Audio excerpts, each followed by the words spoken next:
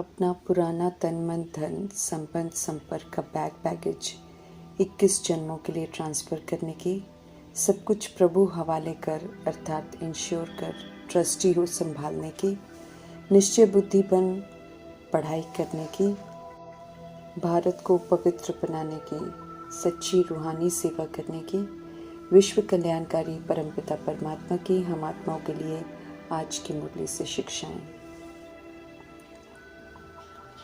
परमात्म ज्ञान है धारण करने के लिए, ज्ञान का स्वरूप बनने के लिए इसी विधि से ईश्वरीय पढ़ाई का परिणाम निकलेगा। परमात्मा की हर शिक्षा को प्रयोग में लाकर दूसरों प्रति सेवा में लगाकर सफलता प्राप्त कर मास्टर शिक्षक बनना है, ताकि हमारे हर कर्म और बोल के द्वारा चलते फिरते हर आत्मा को शिक्षा मिले। परमात्म शिक्षाओं की खूबसूरती है, अगर हम दिल से धारण कर लें तो ये छिपती नहीं बल्कि दूसरों पर अपना प्रभाव आचरण द्वारा ज़रूर डालती है। प्रभु समझ देते हैं कि आप चलते फिरते मास्टर शिक्षक हो, अकेले नहीं हो, सदा अपने सामने स्टूडेंट देखो। संगम युग में सुप्रीम टीचर की छत्र छाया में सदा स्टडी भी कर रहे हैं और करा भी रहे हैं। समझ देते हैं कि जो योग्य शिक्षक है वो कभी भी स्टूडेंट के आगे अलबेले नहीं होते, बल्कि सदा अटेंशन रखते हैं, क्योंकि उदाहरण है स्टूडेंट टीचर को कॉपी करते हैं। प्रभु से पढ़ रहे हैं तो गॉडली स्टूडेंट लाइफ है, शिक्षाओं को अमल में ला रहे हैं तो औरों के लिए मास्टर शिक्षक हो जाते हैं, क्योंकि देखने सुनने वाले संपर्क में आने वाले सीख रहे होते हैं।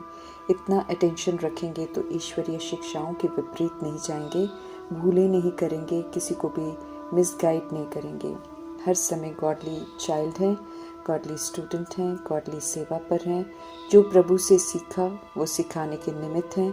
इसलिए समझ देते हैं मीठे परमात्मा कि सोते उठते चलते खाते पीते हर समय समझो कि बड़े कॉलेज में बैठे हो और स्टूडेंट देख रहे हैं, तो कभी भी लापरवाह नहीं होंगे।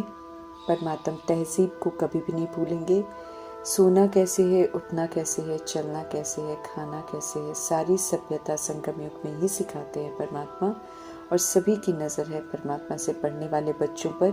इसलिए परमात्मा समझ देते हैं कि हर समय समझो कि बड़े कॉलेज में बैठे हो और स्टूडेंट देख रहे हैं, ताकि सोने उठने खाने पीने समय भी परमात्मा द्वारा सिखाई गई सभ्यता से कभी भी विस्मृत न हो।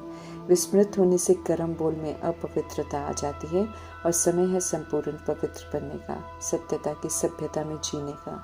ईश्वरीय शिक्षाएं हर पल आचरण में हो, ध्यान खिंचवा रहे हैं वरदाता परमात्मा। आत्म दर्शन कराया है परमात्मा ने। हकीकत है कि हम सब चैतन्य शक्ति आत्मा हैं। आत्म निश्चय से अब अपने अनादि सतुगुणी संस्कारों को इमर्ज करना है और आसुरी संस्कारों को यूज नहीं करके मर्ज करना है। परमात्म फरमान है आत्म निश्चय से अपने संस्कारों को संपूर्ण पावन बनाने का। इसे ही परमात्मा श्रेष्ठ योग कहते हैं। जैसे जैसे विकारों का पाप बढ़ता जाता है वैसे वैसे दुख शांति बढ़ती जाती है। सुख शांति की चाहना बहुत कुछ कराती है, पर चूंकि कारण नहीं मालूम होता है दुख का, इसलिए निवारण होना भी मुश्किल है।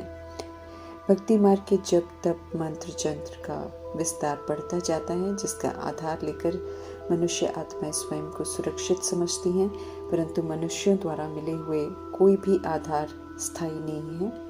फिर भी भक्ति मार्ग में मंत्र जंत्र चलते रहे, परंतु विनाश काल के इस कयामत के समय में जहाँ सभी के कर्मों का हिसाब किताब चुकता होना है और सभी तरह के भक्ति मार्ग के अर्थात धर्म सत्ता के झूठ के आसन टोलने हैं, उसका सत्य स्पष्ट करते हुए सर्वशक्तिमान परमपिता परमात्मा हम आत्माओं को समझा रहे हैं कि किसी भी तरह मनुष्य द्वारा मिले हुए मंत्र जंत्र काम में नहीं आएंगे, इनसे किसी भी तरह की सुरक्षा नहीं होगी। आत्माओं का वास्तविक सहारा और रक्षक तो एक निराकार परमात्मा ही है। इसलिए समझ दे रहे हैं परमात्मा की विनाश के पहले अपना बुद्धि का योग सभी तरफ से तोड़कर एक पाप को याद करो। ज्ञान मार्ग में परमात्मा सत्य से परिचित कराते हैं, हर बात की समझ देते हैं, पाप पुण्य राइट रॉन्ग का स्पष्टीकरण कर देते हैं, अच्छी तरह बुराइयों से बचने की विधि बताते हैं, यही उनकी कृपा और आशीर्वाद है। तो विधि को अपनाना है और पुरुषार्थ करना है, अपनी तकदीर बनानी है, जो कि हम आत्माओं का कर्तव्य है। ये कृपा हमें खुद पर स्वयं करनी है। ईश्वरीय पढ़ाई अपने आप में कृपा है, जो बिन मांगे ही परमात्मा करते हैं, इसलिए कृपा आशीर्वाद उनसे मांगनी नहीं है। तकदीर पढ़ाई के आधार पर बनती है, इसलिए अच्छी रीति पढ़ना है और उसे अमल में लाना है। श्रीमत पर चल अपना अपना पुरुषार्थ जरूर करना है, यही आशीर्वाद खुद पर करना है। देह अभिमान बेसमझ बना देता है, इसलिए एक तरफ भगत यज्ञ जप तप आदि करते हैं परमात्मा से मिलने के लिए, और दूसरी तरफ उन्हें कण कण में अपने में भी कह देते हैं। परमात्मा को नहीं जानते हैं और उन्हें लेकर दंत कथाएं सुनाते हैं, इसलिए दुख भोग रहे हैं। हम आत्माओं में से भी जो प्रभु की पालना ले रहे हैं, उनमें भी बहुत कम हैं जो उन्हें जानते हैं, इसलिए माया खड़ी खड़ी बुला देती है। ये परमात्मा स्पष्ट कर रहे हैं। जो उन्हें एक्यूरेट जानते हैं, उन्हें प्रभु की याद भूल नहीं सकती है। प्रभु श्रेष्ठ से श्रेष्ठ मत यही देते हैं कि अपने को आत्मा समझो और मुझ पाप को याद करो। उनकी श्रीमत पर चलने वाले पावन बन मनुष्य से फरिश्ता, फरिश्ता से देवता बन जाते हैं। बाकी भ्रष्टाचारी आसुरी संप्रदाय है जो एक दो को पतित बनाते हैं। उनकी मत पर नहीं चलना है। हम सब स्वयं सृष्टि पर आकर पाठ बजाकर ड्रामा बनाते हैं, इसलिए ऐसे नहीं कह सकते कि भगवान ने ये ड्रामा क्यों बनाया।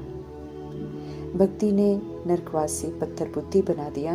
अब परमात्म ज्ञान से स्वर्गवासी बनने का मौका दे रहे हैं सभी को परमात्मा। निराकार परमात्मा रावण राज्य में आकर ऑर्डिनेंस निकालते हैं कि एक दो को पतित बनाने का भ्रष्टाचार बंद करो। विकार के कारण कलयुगी भारत को वैश्यालय कहा जाता है। इससे अब दिल नहीं लगाकर शिवालय से अर्थात पवित्र भारत से दिल लगानी है, जो शिव परमात्मा स्थापन कर रहे हैं, और उसके लिए क्वालिफाई करना है।